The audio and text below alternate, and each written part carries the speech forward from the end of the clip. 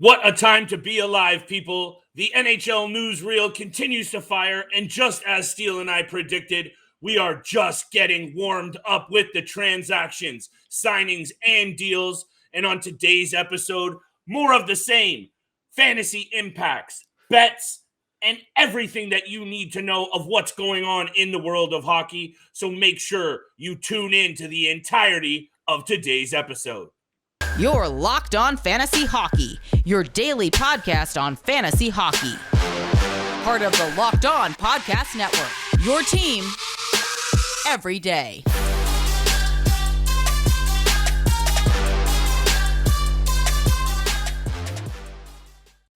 You heard the music, and you know what time it is. It is time for the Locked On Fantasy Hockey Podcast with Mr. Steele Roden and your boy, Big Flip Livingstone. And my friends, do we have a treat of an episode in store for you all today? Cam Talbot just traded to the Ottawa Senators, shaking up the fantasy landscape a little bit more in the position that we know is a make-or-break spot for the goaltenders. What does this mean for Marc-Andre Fleury? What does it mean for Minnesota? And maybe more importantly, what does this mean for the Atlantic Division and the Ottawa Senators? Fantasy impact abound, but there is some rumors coming out of the Calgary Flames, people, about Johnny Gaudreau. We know we have to be focused and zeroed in on this information as well. And Steele and I will be here on today's episode to talk about what the Matt Murray trade means for the Toronto Maple Leafs, a team that we know is under the microscope, Steele. Thank you, everyone, for making us your first listen every single day. We really appreciate that. But what I appreciate the most is my man Steele here with me every single day across all platforms you find your favorite content. And Steele, I need your Minnesota Wild opinion about what just happened between the Minnesota Wild and Ottawa Senators. Look, we figured something was brewing in Minnesota after Cam Talbot's agent went to Bill Guerin and stated all of those things, saying that they weren't happy with a 50-50 split. Bill Guerin obviously firing back, saying that he's under contract. He doesn't have to do anything about it, but he did something about it, and he pretty much shut up Cam Talbot's agent real quick, sending Talbot to the Ottawa Senators. But I actually like this deal from an Ottawa Senators standpoint because you and I have talked about a couple of teams, the Senators, the Devils being one. If they can get a true number one goalie, that automatically makes them a very, very, very dangerous team. And I'm not saying that they're going to be in the playoffs, but they can at least make a push for a playoff spot or a wild card spot for that matter. And I think with Cam Talbot in net, and obviously the addition of Alex DeBrincat just a couple of days ago, they do become a real threat in this Atlantic Division. And Cam Talbot now becomes a hot commodity in fantasy hockey, where I believe that he should be drafted now in at least the top eight, the first 8 rounds.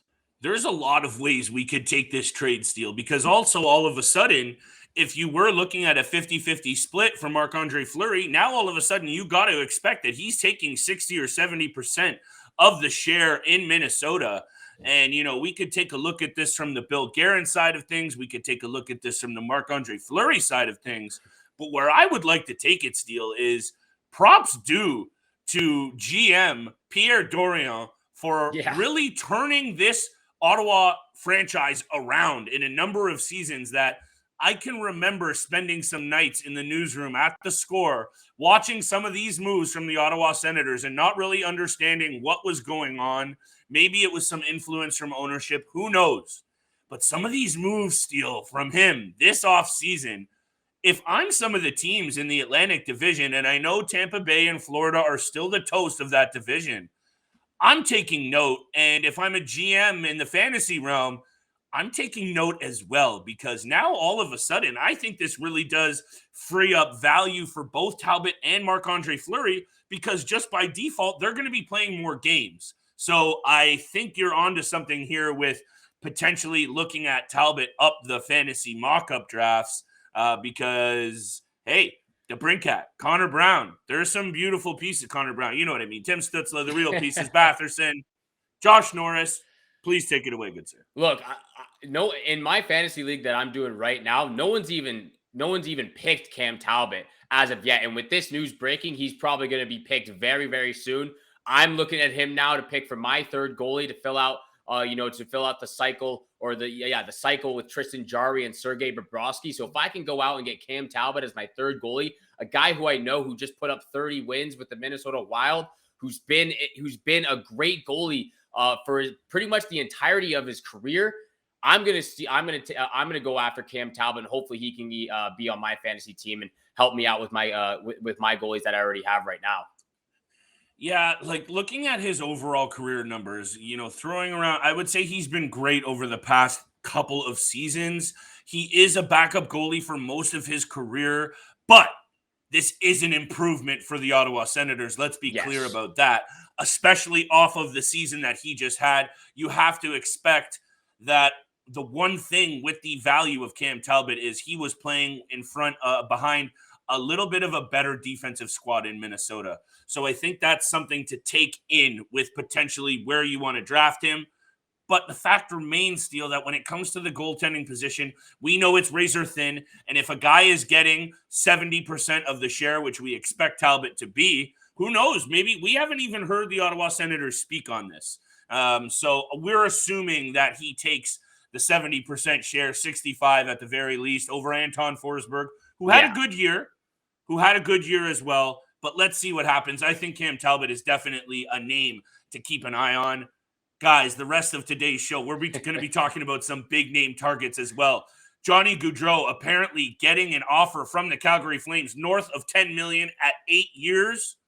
We're talking about that right around the break. We're also going to talk about Matt Murray and the situation in Toronto. We can't not talk about that. Steele and I keep the Leafs close to the chest, but it's an important topic because, as we just alluded to, you might be taking a run on Matt Murray in some of the later rounds.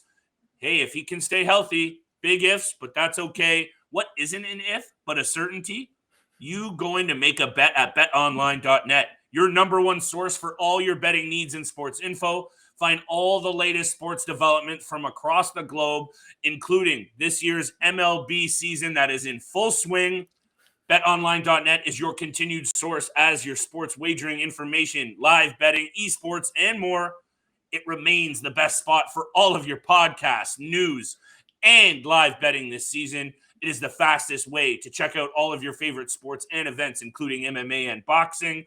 Head to the website today or use your mobile device to find out more about the trends and all the action. Bet online, where the game starts. Thank you so much for making the Locked On Fantasy Hockey Podcast your first listen every single day. Don't forget, we are free and available on all podcast platforms, which also includes YouTube. So if you haven't yet, please hit the subscribe and the follow button. It means the world to Flip and I, all the love and support out there. So thank you so much for tuning in for today's episode of the Locked On Fantasy Hockey Podcast. And let's get to the news that is heating up in Calgary right now. Yes. Johnny Gaudreau apparently has been offered a huge deal, a mega deal, north of $10 million for 8 years. This guy's right in his prime. And the fact that he already hasn't signed this contract or that, to me, that's a little shocking. And that there must be something behind the scenes that is affecting his decision to stay in Calgary right now, because more than $10 million a year for 8 years for a team that, you've been to the playoffs for 5 straight pretty much. Mm-hmm. Obviously you haven't been able to get over the hump, but still that's a lot of money right there. Look, pal, there's one way that I'm looking at this, and I've mentioned it a couple of times, just in passing over our conversations about Gaudreau, and we've had to keep close tabs on a guy who went off last season for a triple-digit point year. Yeah. He was sensational at times.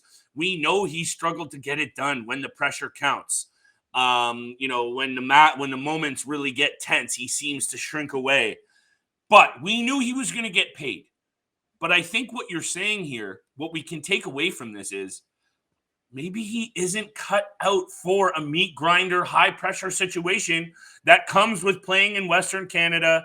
And I know some of the American markets have just as much pressure, if not more. But I think you and I can both agree that he really does feel like a New Jersey Devil, a Carolina Hurricane, one of these kinds of smaller. I could even see him playing in a market like Buffalo, Steele. I honestly could. That's the kind of market I see Gaudreau wanting to go to.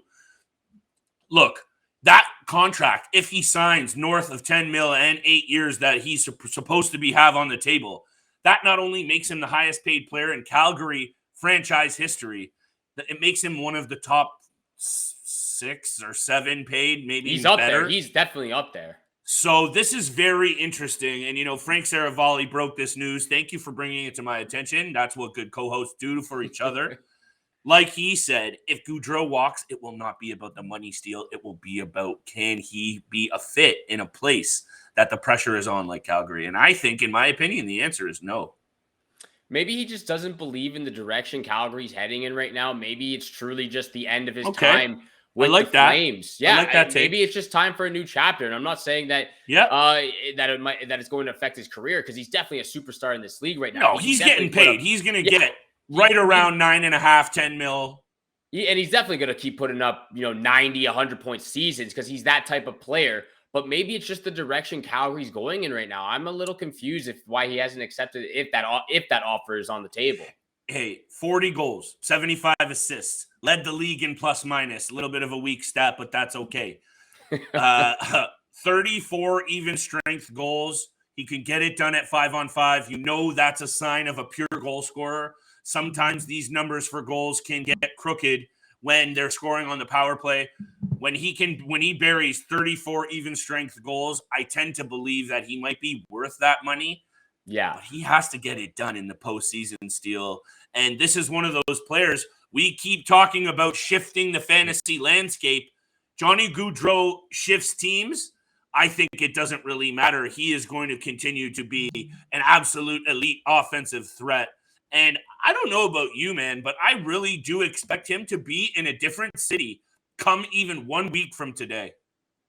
Yeah, and you're talking about smaller markets. You could even throw in the New York Islanders as well, because he was linked to them a couple of weeks ago as well. But again, if the New Jersey Devils are able to go out and get a guy like Gaudreau, or even trade for a guy like JT Miller, who we've mentioned a couple of times, that really does change the atmosphere and the aspect for the New Jersey Devils in that Metro division, because that is a very strong division right now, especially with the Pittsburgh Penguins re-signing Chris Letang, getting their backup goaltender done, Casey Smith, maybe even potentially getting Evgeny Malkin, even though we just discussed him hitting the open market. So that is a strong, strong division. This is what I said, man. This feels like an arms race across all these divisions. Because really over the last couple of years, you've seen the domination from the Tampa Bay Lightning and now Colorado Avalanche. And if you're starting to do a bit of team measuring and having a look at the team that got it done, there is probably a lot that leaves to be desired on your team. And these squads need to man up in a hurry. And some of them, like the Ottawa Senators, are knocking it out of the park. And others, like the Toronto Maple Leafs, seem to be struggling still. That's what we're going to talk about after the break.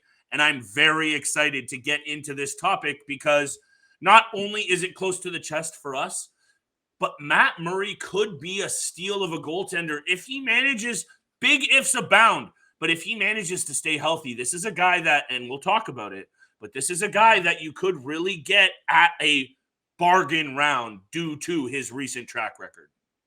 Yeah, some definite questions about some of the moves the Toronto Maple Leafs have made this offseason. No questions whatsoever for what the Ottawa Senators have done. They have they've had a great start to this offseason. Alex DeBrincat, Cam Talbot, A+ for sure. The Ottawa Senators. Their team is looking absolutely fantastic right now. I'm actually excited to watch some Ottawa Senators games this upcoming season. And what you should be keeping your eye on is rockauto.com. With the ever-increasing numbers of makes and models, it's now almost impossible for your local chain auto parts store to have what you need in stock. Why endure those often pointless and pretty much intimidating questions and wait while the person behind the counter orders the parts over the computer? It takes so long. It's very frustrating. It's time-consuming. So save your time and your money while using rockauto.com. Why choose to spend 30, 50, even 100% more for the same parts from a chain store or a car dealership when you can get them at rockauto.com? They have everything you could ask for: brake parts, tail lamps, motor oil, and even new carpet. So go to rockauto.com right now and see all the parts available for your car or truck. Right, Locked On in their how did you hear about us box, so they know that Flip and I sent you. Amazing selections, reliably low prices, all the parts your car will ever need from rockauto.com.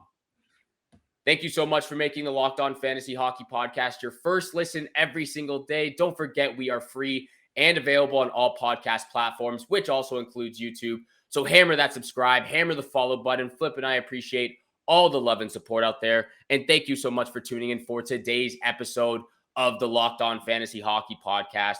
And Flip, let's get right into it. The big trade for the Toronto Maple Leafs, the Buds, the boys, Matt Murray being dealt from the Ottawa Senators just yesterday or a couple days ago to the Toronto Maple Leafs for future considerations. There was also a 3rd round pick and a 7th round pick in that trade going to Toronto.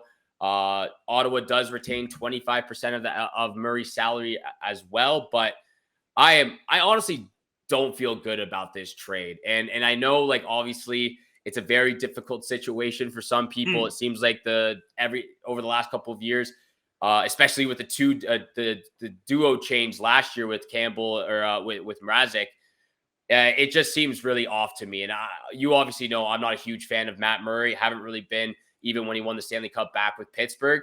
I don't like this trade whatsoever right now. Listen,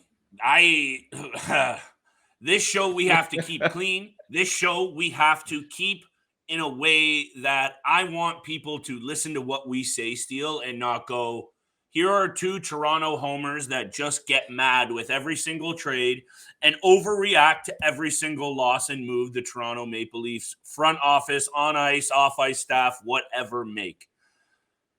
There's a lot that I could say about this, but what I'll say is right off the jump, Steele, is I don't really understand how, when I see the Ottawa Senators make the move that they made, and I understand Gustafsson is an interesting piece in net, but when I see that, could Kyle Dubas not have come up with some sort of trade to swing for Cam Talbot? And I know some track record for Cam Talbot in the start of his career was not great as a backup, but he's proven over the last couple of years that he can get it done. Matt Murray has been very injury plagued. And I've read a lot about what people in the league are saying, that he has all the talent in the world and it's not a question of talent. But it comes down to the injuries, and that's just as critical, especially if we're talking about fantasy. Leave the Toronto Maple Leafs out of it for a very quick second. I know you and I can agree. Yeah. Matt Murray is a risk fantasy-wise. Yeah. Huge risk. So now parlay that into, that's a betting pun, by the way, parlay that into the on-ice success for the Toronto Maple Leafs, and obviously fantasy and the Leafs are 2 close things to my heart. You and I are in for a rough ride next year, because you also sprinkle in the fact, and I'll leave it at this because I want to give you your part here. You sprinkle in the fact, all the stress and pressure that this Toronto Maple Leafs team has now packed in over the results that they have had over the past 4 and 5 seasons. And there is even less room for error for a goaltender that needs a lot of margin for error right now, Steele. Yeah. That is a bad situation written up and down. I'm not Kyle Dubas. I'm not a scout. I'm not a professional. I record this upstairs in my own home. But I think you and I both watch enough hockey to know that the combination of Matt Murray's weaknesses with moving laterally, his injuries, and what the Toronto Maple Leafs have been through over the last few years is a combination for a very volatile situation.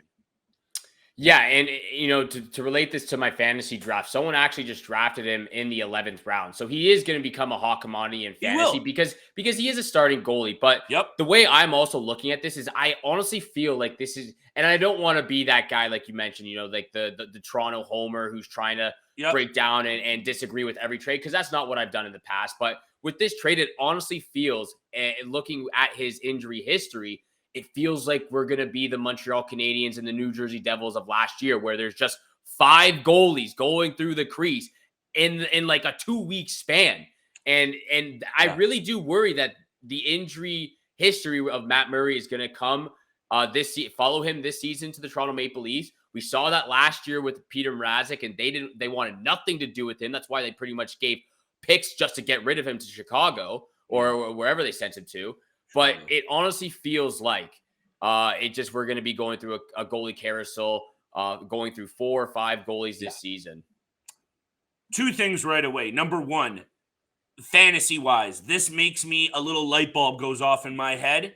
You should be drafting whoever is slotting in as the Toronto Maple Leafs backup in a pretty decent situation because they are going to get a look at some point in this season. That's number 1. Number 2, I want to play devil's advocate for 1 second, looking at Matt Murray's regular season career record. 117, 53, and 19 is really good. 914 save percentage, pretty good. 260 goals against, pretty good. Yeah. When he's healthy, that's not what we're worried about. We're not worried about, can Matt Murray stop pucks? We know he can. And we understand, because I heard something, Steele, and maybe we'll leave this at this because we got to cut this episode short. And this is what drives me wild about the Toronto media sometimes. And I guess we kind of are the Toronto media. But someone told me that the Toronto analytics put Matt Murray higher than, I forget what goalie they compared it to, Kemper or something. And if you're relying, though, on metrics like that to determine your number 1 goaltending situation in a year where that, in my opinion, if you're Kyle Dubas and you're leaning on these metrics, I would have thrown those out the window by now, Steele. Yes. Because that hasn't been working. And my guy, this dude better be on the thinnest ice I have ever imagined after this season if they do not make it out of the first round, Steele. So that metric stuff and this Matt Murray magic makes me very concerned as a Toronto Maple Leafs fan. There's going to be a lot of pressure on Matt Murray, especially with the Toronto media, the Toronto fan base. My goodness. Here we go. Steele, circus music. Hey, circus music. Where's the juggler? But seriously, there's going to be a ton of pressure on his shoulders, not just for the Toronto fan base and the Toronto media, but just to revitalize his career over the last seasons with Ottawa, the injuries he's dealt with, the setbacks he's had to deal with. This needs to be a really good season. We can't predict injuries, but it's unfortunate when it happens, but it just seems to follow him wherever he goes. Also, what do you want to guess where he played his OHL hockey? What do you want to guess? Sault Ste. Marie. Hey, there you go.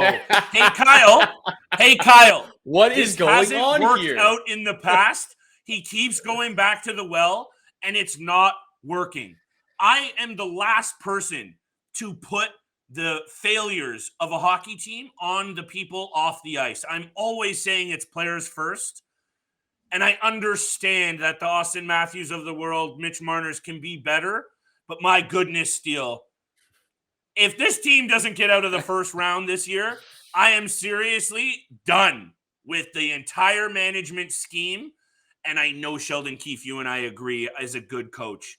But I'm talking about up top. Yeah. It's got to be, someone's got to be held accountable. And I am done speaking now because I can feel the vein in my neck going.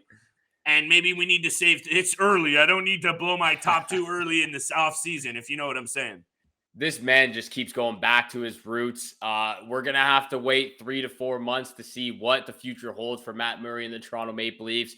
But we're nonetheless excited for the next season, the upcoming season of the NHL to come to happen right now. So there's a lot more of content coming this summer, this offseason. But first, we just want to thank you so much for making the Locked On Fantasy Hockey Podcast your first listen every single day. But for your second listen, you have to check out Locked On NHL.